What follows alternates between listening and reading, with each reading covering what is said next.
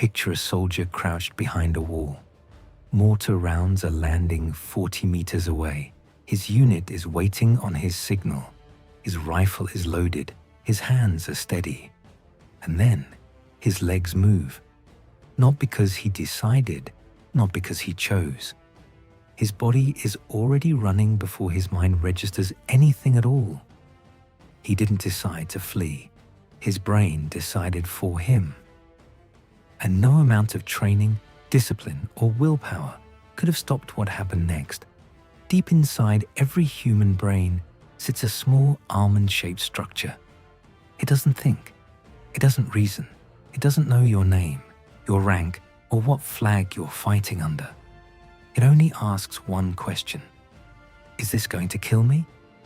When the answer is yes, it acts. Not in seconds, in milliseconds. Cortisol floods the bloodstream. Adrenaline surges. Heart rate doubles. Blood rushes from the organs into the muscles. Pain drops. Time distorts. The body becomes a machine with one purpose: to not die. And the part of the brain responsible for decisions, for values, for conscious thought, goes offline. Not slow, not impaired. Offline. You are no longer in control. Something older is. Something that kept your ancestors alive long before words like courage or honor even existed. The first response is freeze. Almost always, the body goes still, eyes lock, breathing slows. This is not weakness. This is ancient predator logic running in real time. Don't move, don't be seen. Wait. On a battlefield, it looks like paralysis. Commanders shout, other men watch. The frozen soldier stares at nothing, unable to explain what is happening to him. Because nothing is happening to him. That is exactly the problem. The brain has hit pause. It is scanning faster than language allows, running threat assessments, calculating outcomes. Until it reaches an answer, the body just waits. Some men stay frozen, some snap out of it.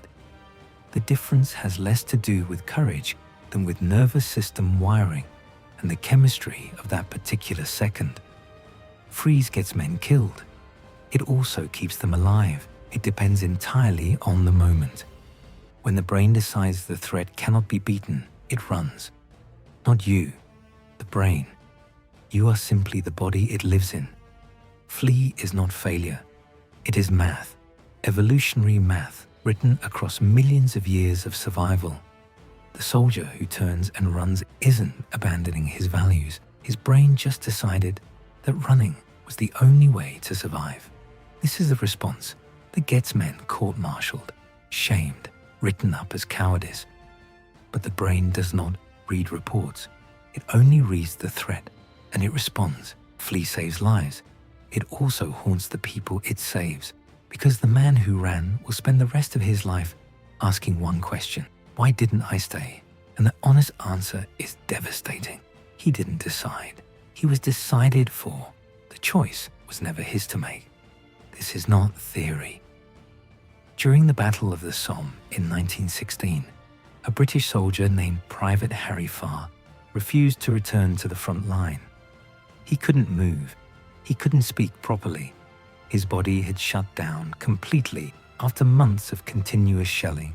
He was court-martialed for cowardice and executed by firing squad at the age of 25. Nearly a century later, in 2006, the British government issued him a posthumous pardon. They finally acknowledged what neuroscience had already proven. He was not a coward. His nervous system had collapsed under conditions no human brain was ever built to survive. He was not weak. He was human. And his brain had simply run out of override. Fight is the one we celebrate. The charge, the medal, the story carved into monuments. But fight is not always a conscious choice either. Sometimes the threat is close enough and beatable enough that the brain tips toward aggression. The soldier who charges is not necessarily braver than the one who ran. His amygdala ran a different equation, different nervous system, different training. different neurochemistry, same war. Fight gets glorified because it makes a better story, but underneath the glory is the same ancient machinery, the same hijacked reasoning, the same body acting before the mind catches up. Real bravery is not the absence of fear. It is a nervous system trained over years to fear abandonment more than death. It is not a character trait. It is a biological configuration, and it can be built or it can be broken. Nobody talks about the fourth response. Fawn is the one that looks like betrayal, the soldier who cooperates with the enemy, who smiles, who complies, who seems to surrender everything he stood for. Courts have called it treason. History has called it weakness. Neuroscience calls it the dorsal vagal response. When the brain concludes that neither fighting nor fleeing will work, it collapses into appeasement. It submits. It makes the body small and non-threatening because that is the only strategy left. This is the same mechanism behind hostages who bond with captors, behind survivors who stay in situations that destroy them. It is not a moral failure. It is a nervous system in total override. The body will do anything to not die, even things the mind can never forgive itself for. The brain does not know when the war ends. The soldier comes home. The threat is gone. The guns are silent. Life is, by every measurable standard, safe. But the amygdala was never informed. The hypervigilance that kept him alive abroad follows him into the kitchen, the bedroom, the grocery store. A car backfires, a door slams.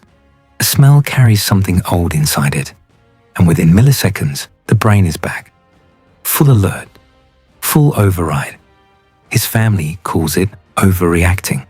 His body calls it survival. This is a brain that learned too well, that trained itself so completely to detect danger that it cannot stop, even when the danger is long gone. PTSD is not a disorder of the fragile. It is the cost of a nervous system that did its job for too long, with no signal telling it to stop. The war ends in the world. It does not end in the brain, and nobody warns you about that before you leave. There is something else war does, something deeper than fear and harder to treat. Moral injury is what happens when a soldier does something, or witnesses something, or fails to stop something that breaks the architecture of who he believed himself to be, the vehicle he fired on, the order he followed, the body he could not reach in time. The brain has no survival circuit for this, no flee response for guilt, no fight response for shame. This wound lives in the part of the brain that holds identity, the part that carries the story of who you are. And it does not heal with time, because time does not touch it. It sits still, sealed, because it is not asking, will I survive? It is asking something no ancient circuit was ever built to answer. Was I still a good person when it mattered most? The soldier who ran from that wall did not choose to run. His brain ran for him, using logic older than language, older than nations, older than every war ever fought. He spent 30 years calling himself a coward for something he never controlled. And that, more than the bullets, more than the noise, more than anything the battlefield threw at him, is what truly broke him. Understanding the brain under fire doesn't erase what happened. It just explains it. But it changes the question we ask. Not why did he run, but what did this human brain have to survive, and what does it need now? Because the same brain that hijacked his legs on that battlefield is also the brain that can heal, that can slowly relearn what safety feels like, that can, with time and the right conditions, stop scanning a room that is no longer a threat The body keeps the score. The real war was never out there.